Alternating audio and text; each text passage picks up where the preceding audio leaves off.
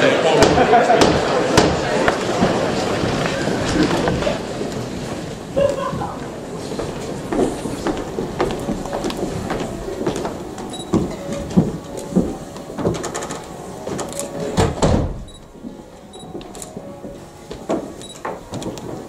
evening, everyone. Please be seated. Well, we'll move forward on to the main event of tonight, which is to hear from Mr. Roger Stone. Mr. Stone has worked for Presidents Nixon, Reagan and George H.W.Bush, as well as dozens of candidates since the 70s. He's a personal friend of President Trump and has been so for many years, and was one of Mr. Trump's first campaign hires in 2015. He's also a New York Times best-selling author and has donated some very nice gifts for us tonight, and has appeared repeatedly on the news on news networks including Fox News, Breitbart, CNN, CNBC, MSNBC, and has written op-eds for the New York Times. And only last year he was the subject of the Netflix documentary Get Us Roger Stone. So without further ado, Mr. Stone, the floor is yours.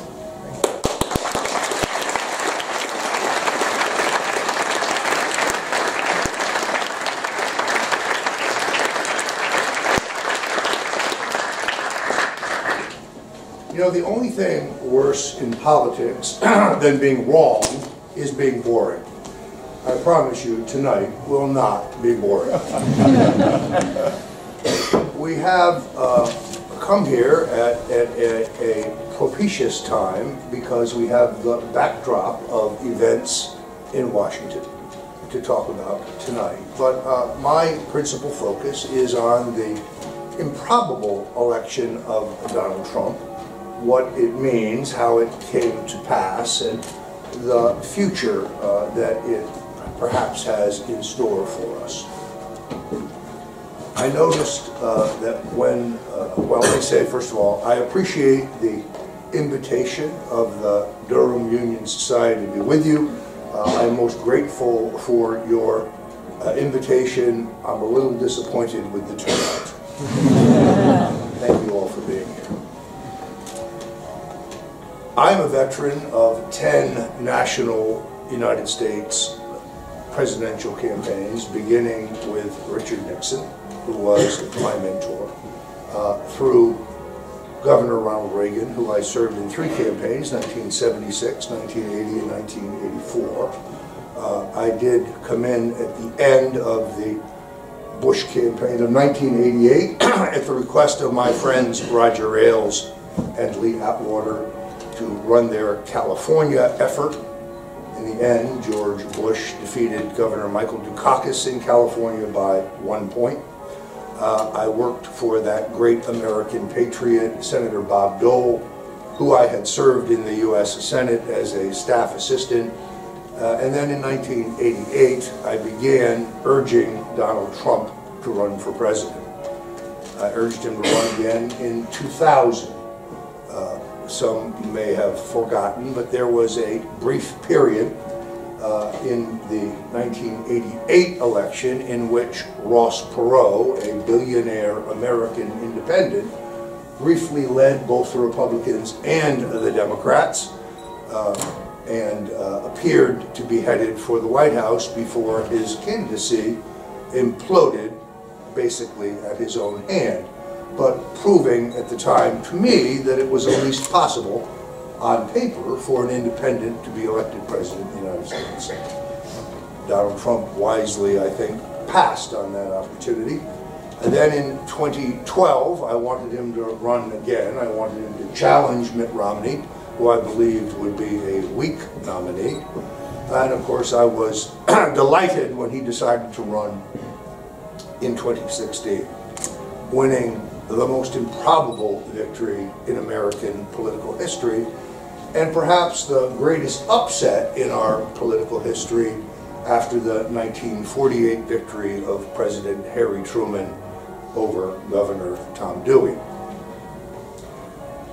The 2016 election, for me, essentially disproved virtually everything that I had learned about American politics. And the Trump campaign was a natural phenomena which eschewed all of the traditional tools of campaigning. Donald Trump was elected president. without benefit of sophisticated polling and survey research, without benefit of sophisticated focus groups, without sophisticated analytics for voter targeting, without massive multi-million-dollar paid broadcast advertising, all of the things that I had been trained to believe were essential in a presidential campaign for victory were done without, to surprising success.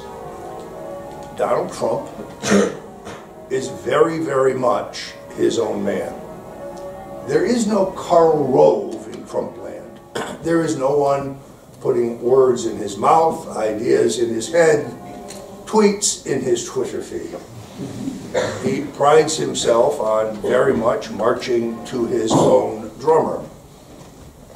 And in a strange way, this authenticity, this fact that he was not a cookie cutter, a blow-dried career politician, he hadn't come up through the chairs, he didn't owe anybody, his campaign was not financed by any particular special interest. In fact, by and large, his campaign wasn't financed at all. He spent roughly $275 million. Hillary Clinton, his well-heeled and more experienced opponent, certainly when it came to campaigns, spent somewhere in excess of $2 billion. Yet he won an astounding victory. The reason for this, I believe, is because of a fundamental unhappiness, a discontent among American voters that was more profound and more widespread than anything I had seen in 30 years of looking at political voter polling. Voters had become disillusioned, and I think correctly so, with both major parties. They blamed the elite of both the Republican and Democratic Party, the two-party duopoly in Washington, for a record that included 30 years of American decline. Endless foreign wars where our inherent national interest was never clear. Erosion of our civil liberties, the reading of our emails, the surveilling of our phone calls, our text messages, a metadata collection program on Americans that General Clapper, the NSA director, denied even existed until Edward Snowden proved he was a liar. Massive debt and spending and borrowing that my grandson, Nicholas Stevens, with us here tonight, his children will end up paying for. Immigration policies that cheat the people who are waiting in line in the system to become American citizens and seem to reward those who refuse to wait in line or in the country illegally, and in some cases make our neighborhoods and streets unsafe. Trade policies that the Bushes and the Clintons both promised us would be the economic panacea, but in fact sucked the jobs out of middle America. A stagnant economy where growth in the Obama years was there, but was anemic. This created the perfect storm for an outsider, somebody not viewed as beholden to the special interests, not connected to the mistakes and the policies of the past, someone who had no investment in the broken system, nothing to hide, nothing to cover up, nothing to justify, nothing to rationalize. Now, the great asset that Donald Trump brought to this race, other than the fact that he is a man of enormous courage who will say exactly what he thinks, chips fall where they may, was the fact that he was universally known. 15 seasons in a network television show, The Apprentice, had burnished his imagery for the public in a way that made him even more formidable in 2016 than he had been in, say, 2000. He was literally the best known business person on the face of the planet. And if you think about his imagery in that Apprentice television show, he's perfectly lit. He's perfectly coiffed. He's perfectly made up. The lighting is ideal. He's in the top of the high-back chair, seeming decisive, looking presidential, looking like an executive. Now, elites, of course, say, well, that's reality TV, but voters see it just as television. And in fact, the understanding that our pop culture deeply affects our politics, and that in fact, politics is just show business for ugly people, it is a manifestation of the fact that you could now get elected as a presidential candidate without a career in politics. This is why the idea of Oprah Winfrey as a candidate is not a far-fetched idea. She is well known and well liked in the United States by many. She would be, if she chose to run, a viable candidate. No longer does one have to be the governor of New York or the governor of Virginia or a veteran United States senator. In fact, those things may be a negative in the effort to become president. Now, whether the rules have changed and everything that I thought was true is out the window forever, or whether this is a one-time phenomena that is only applicable to Donald Trump, well, that remains to be seen. Now, since his shocking election, the two-party duopoly, the political establishment, the elites, have sought to undo what they could not do at the ballot box. First, there was an effort to undermine his election in the Electoral College. John Podesta, the chairman of the Clinton campaign, suggested that electors needed to be briefed on the Trump campaign's collusion with the Russian state before they voted. Well, that would have been the shortest briefing in American history, because the Russian collusion claim is a delusion. It's a canard. It's a fairy tale. It's a falsehood. It's an excuse. Oh, there was a presidential candidate from one of the major parties in bed with the oligarchs around Vladimir Putin. There was a candidate whose top aides were paid millions of dollars, but that candidate would be Hillary Clinton. And John and Tony Podesta's involvement in the uranium deal, the gas deal, the banking deal, made them millions of dollars. All of this was made public in the Panama Papers in January of 2016 and was well known. So what better way to distract from your own involvement with the Russians than to point at the other guy and say, oh, look over there, Donald Trump. Well, few of us can forget the reset under Secretary of State Hillary Clinton, an abysmal failure in terms of our dealings with the Soviets. Few can forget Barack Obama being caught on a hot mic saying to Putin, after the election, I'll have greater flexibility in what I can do. In fact, I believe that Hillary Clinton had promised the savants of the intelligence community and the defense community an expansion of the proxy war in Syria. Syria, where our inherent interests are just not clear. Assad is a tyrant and a dictator. He finances Hamas and Hezbollah. He's propped up by the Russians, no friends of ours there. And on the other side, you have ISIS and 100 other sub-sect terrorist organizations propped up by the Saudis, who are busy fighting legislation in Washington, holding them responsible for their involvement in the attacks of 9/11. Is this worth a drop of American blood? Is this worth a borrowed American dollar? Well, Donald Trump thought not. And that, I think, explains the deep-seated animus the enmity towards Donald Trump by the intelligence community and the defense community in the United States, what Dwight Eisenhower called the military-industrial complex, what today we call the deep state. How can it be that Robert Gates was the defense secretary for Republican George Bush and then Democrat Barack Obama? How can it be that Barack Obama promised us that Guantanamo would be closed, but it's still open? How can it be, sadly, that the United States still has troops in Afghanistan and in Syria when Donald Trump himself promised us that we were winding down our involvement? This is the legacy of the two-party duopoly and the neocons who, in my opinion, have infected our foreign policy, our defense policy for the last 30 years.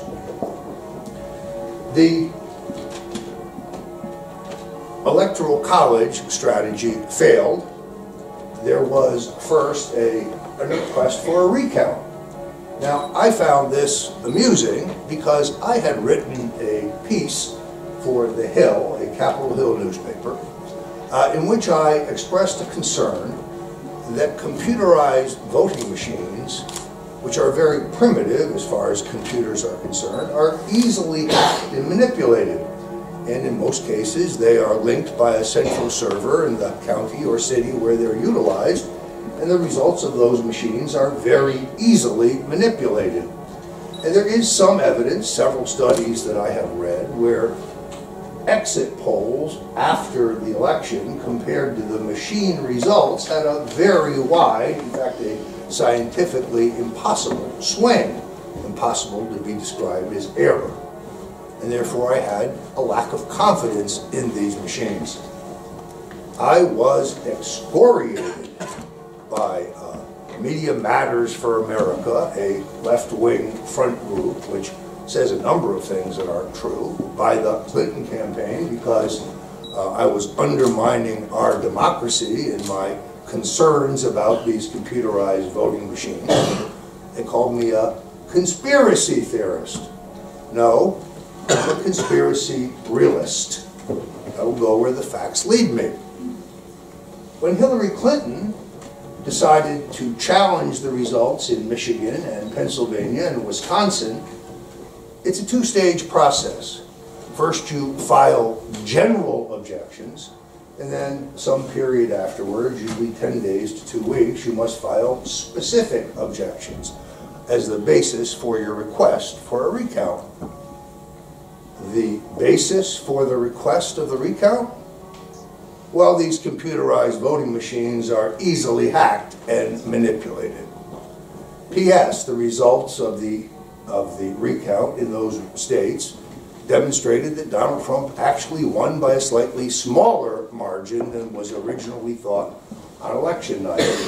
So the appeal to the Electoral College having failed, the appeal for a round recount having failed, we now move to the claim of Russian collusion. I have appeared before the House Intelligence Committee for almost 4.5, almost 5 hours, I believe. I went voluntarily. I went without need of a subpoena. I answered all of their questions. I declined none. I pled the fifth for no questions. And I made it very clear that neither I nor anyone I knew associated with the Trump campaign was involved in collusion, coordination, or conspiracy with the Russian state to affect the outcome of the election. There's a high probability that I will be called to the Senate Judiciary Committee, where again I require no subpoena. I'll be happy to show up voluntarily. On the other hand, if they would just read my submitted written under oath testimony to the House Committee, I think I've already answered all of the questions they want to ask me. This is a political proceeding. And what we have learned, what I believe is the case, what I believe is contained in the very controversial Nunes memo, is the shocking fact that a dossier was fabricated First by Republicans, the hedge fund manager Paul Singer, a supporter of Senator Marco Rubio, a friend of mine, Rubio that is, and then subsidized by Hillary Clinton, the Democratic National Committee, and then ultimately paid for by the Federal Bureau of Investigation that alleged wrongdoing by Donald Trump during a beauty pageant when he was in Moscow, and that false information, that fabricated document, was used as the rationale for a FISA court warrant authorizing the surveillance of the Republican candidate for president in a Democratic election. An egregious abuse of power, an egregious violation of Donald Trump's civil liberties, a violation of the Fourth Amendment of the Constitution. No probable cause, not a real one, no evidence, no. Use of the state surveillance apparatus, the authority and power of the state to spy on one of the two-party major candidates for president. If I may, I will take some water. Rather makes Watergate look insignificant. Pardon me for that Marco Rubio moment.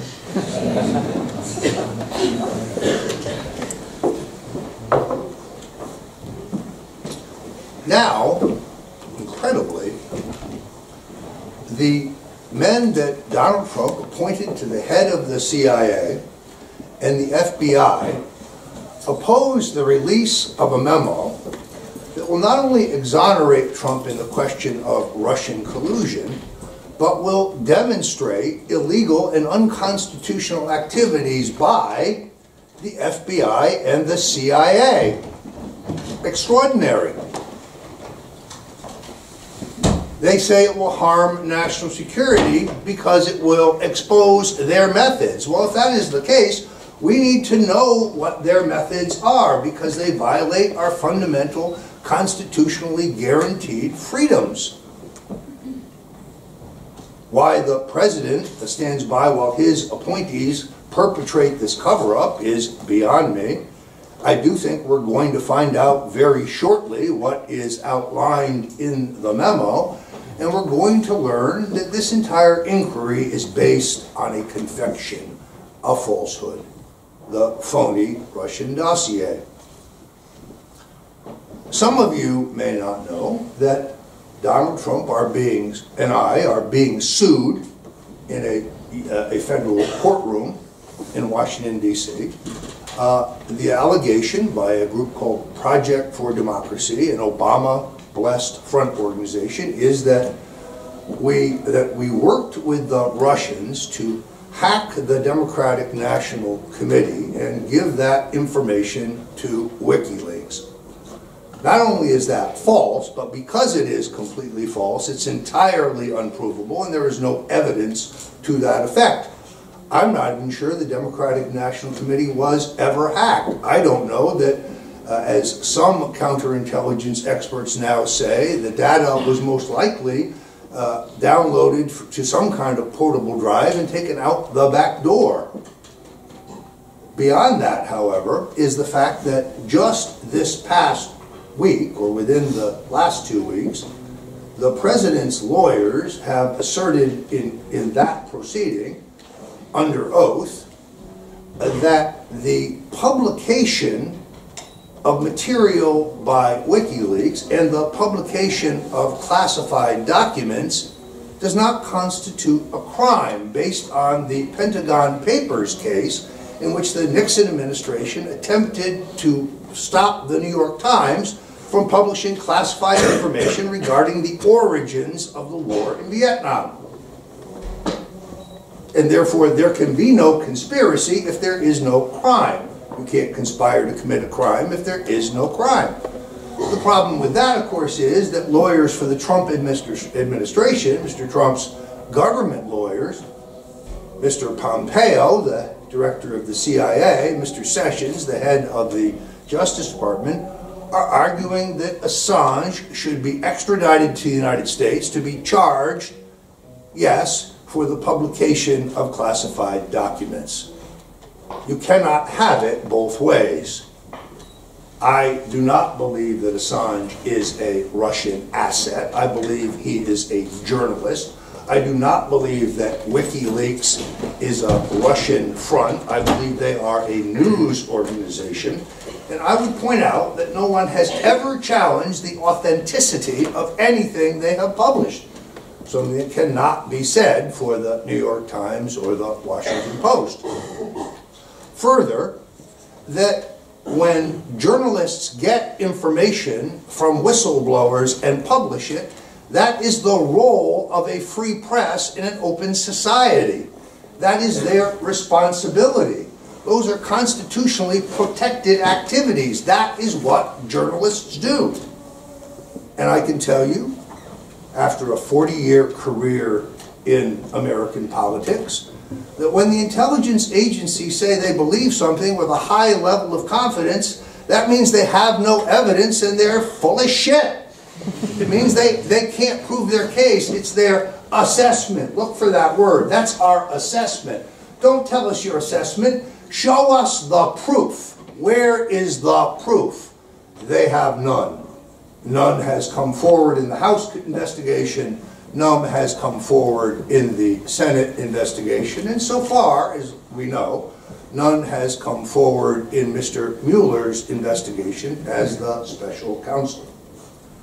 Now it appears, having gone completely full circle, Mr. Mueller seeks an interview with the President regarding the termination of the FBI director, I would say the corrupt FBI director, Mr. Comey, and the National Security Director, Mr. Flynn.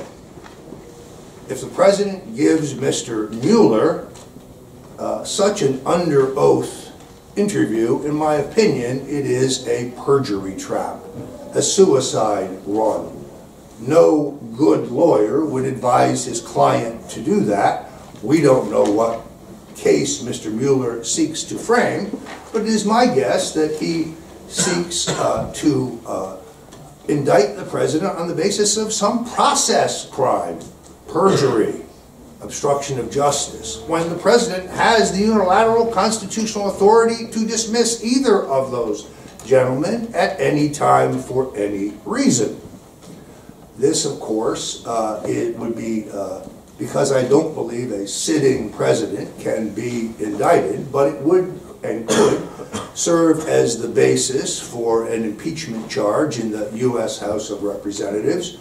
That would be the third attempt to undo the election of Donald Trump and to achieve what could not be achieved at the ballot box. I also think it would fail the partisan nature of Mr. Mueller's investigation having now been stripped bare for everyone to see.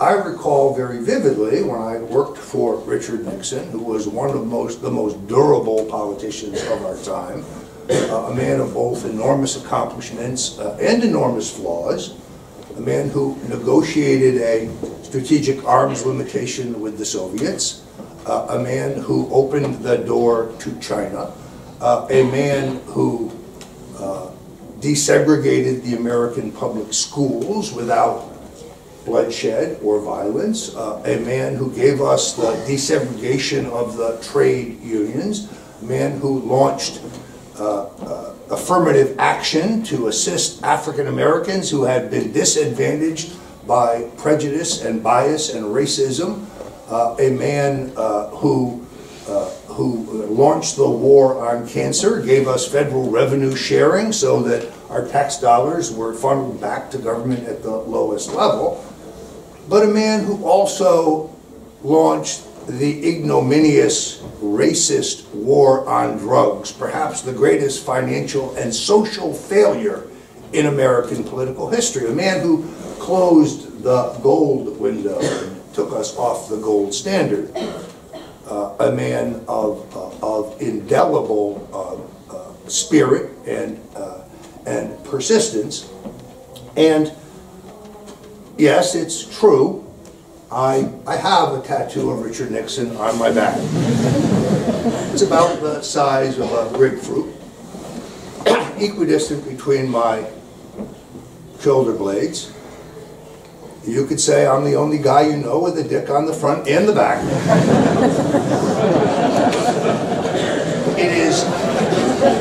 It is not an ideological statement. It's not even a political statement. For me, it's a reminder every day that in life, when things don't go your way, when you get knocked down, when you suffer personal defeats and setbacks, when you are disillusioned, when you're disappointed, you have an obligation to get yourself up and to get back in the game. It was Nixon who famously told me, "A man is not finished when he is defeated. He is only finished when he quits." Ladies and gentlemen, I will never quit. It is extraordinary, then, that we come to this moment. The President gave a State of the Union address that I was very pleased with. The economic results of his policies are already manifesting themselves. 2 million new jobs, pardon me, African American and Hispanic unemployment at the lowest time ever in American history. Giant corporations like Apple, hardly Trump supporters, moving back to the United States, repatriating $250 million, committing to expend another $350 million for expansion in the United States. Companies like Ford and others.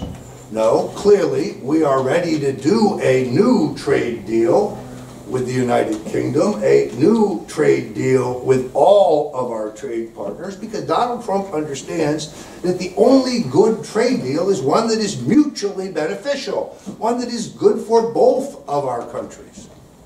Now, I believe that Trump's election is more than just the rise of a flamboyant populist and the perfect storm of voters dissatisfied with what they see as a rigged and broken system. I think it is the rejection of globalism. It is the rejection of the surrender of our sovereignty.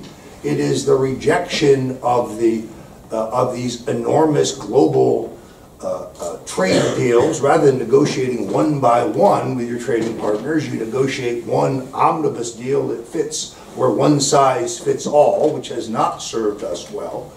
I believe the Brexit vote in your country is a reflection in many ways of this exact same trend.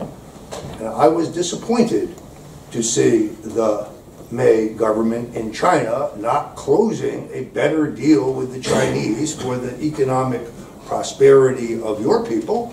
And frankly, the sooner the president gets here and makes a deal that's good for us and good for you, well, then the better the future of the United Kingdom.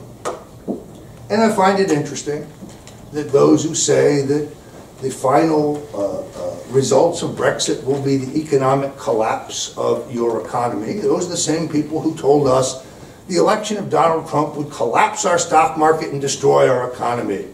We have had record gains in our stock market and the greatest peacetime expansion in America in the last 20 years in just 1 year.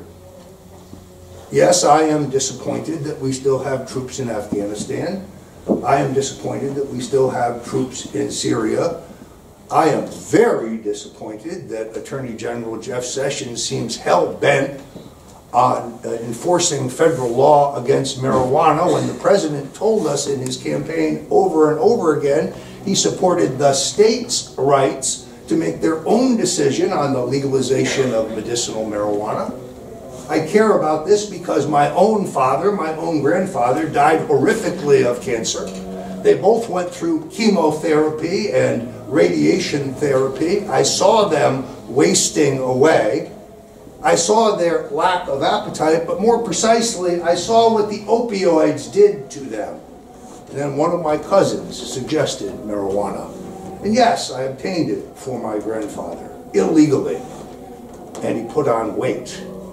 and it helped him deal with the pain. And he died a more graceful and merciful death. And I would do it again. So I don't know what Mr. Sessions is up to, but it violates what the President promised the American people in this election. What will happen now? Well, I believe it is possible that Mr. Mueller will bring a charge against the President. I also think it is possible, likely in fact, that he may bring a charge against the President's son-in-law, some process-related charge. Whether those can be sustained or not is yet to be seen. That is the kind of plan B for the elites in our country to reverse the results of the last election. Then there's plan C. You've probably heard some of the seeds of this. The President's mentally unbalanced. He's crazy. We got to get him out of there under the 25th Amendment. I've known him 40 years. He seems no different to me. Is he eccentric? Most definitely. So was Franklin Roosevelt. So was Winston Churchill. So was Abraham Lincoln. So was Theodore Roosevelt. Roosevelt, what did they say? A lightweight, a braggart, a self-aggrandizer. One of our greatest presidents. These things cannot be judged in the eye of the storm. We will decide at the end of his presidency, whenever that may be, whether he has been successful or not, whether his management style worked or not, but that decision cannot be made today. The results would indicate whatever he's doing seems to be working pretty well. We're experiencing one of the greatest economic booms in our history. And his historic tax cut has not even kicked in yet. And even pessimistic economists admit that it will turbocharge our already growing economy. A 25th Amendment removal of the President, if you don't know, would require a majority of the President's cabinet and the Vice President to declare that he is incapable of discharging his duties. He would then have the right to challenge that or put it to a vote in the U.S. House of Representatives, chaired by Paul Ryan. I do not trust Mr. Ryan, but I predict to you that this will be Plan C.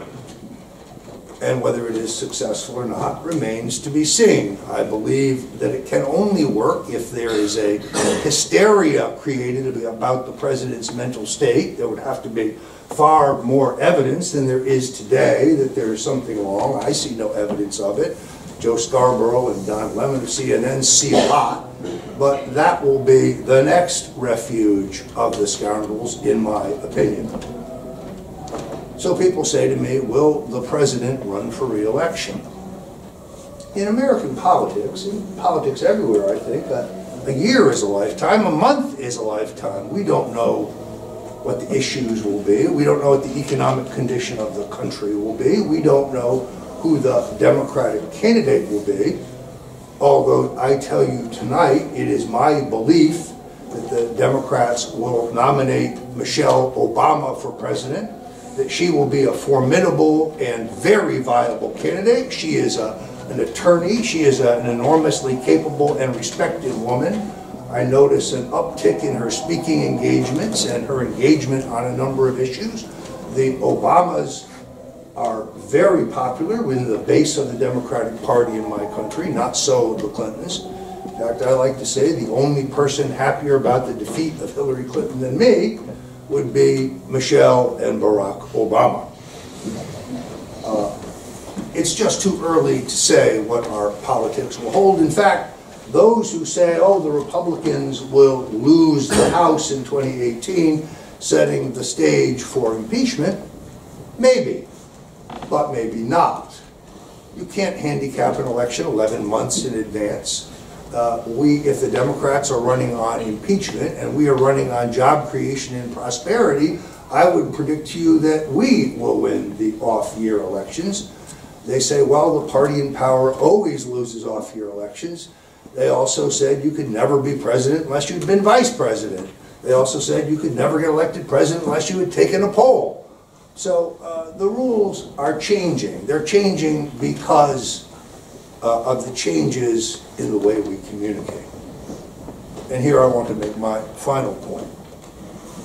2016 marks the end of the monopoly that was held by the mainstream media on political dissertation in the United States. Gone are the days when 3 television networks and 2 cable news networks that come slightly later have a complete monopoly on the political narrative. If they don't cover something, it didn't happen. The fact that technological advances mean that now more than half the people get their information through the internet, through their handheld device or their PC or their iPad. And you have to go through the internet to even watch television, means that an entire new world opens up to people and has meant the rise of a vibrant, robust alternative media, left, right, and center. This is a healthy thing for our democracy. So what is the answer to the tech left? Censorship. Not debate, as you honor here at the Durham Union Society, but censorship. Not a healthy dialogue, but censorship. Whether it is Milo, whether it is Julian Assange, whether it is Roger Stone. Yes, I have been banned for life at Twitter. Whether it is, oh, some technician spilled Coca-Cola on the keyboard and the president's internet feed was, his Twitter feed was shut down for 11 minutes. No, what their answer is censorship. And to me, that is the danger to our democracy. When we can no longer exchange free ideas, when we can no longer express ourselves. This is why when I appeared on the BBC's morning radio program the other morning and the Guardian said that I was a danger to democracy, no, censorship is a danger to democracy. Being racist is dangerous. Then I've been waiting for you. No,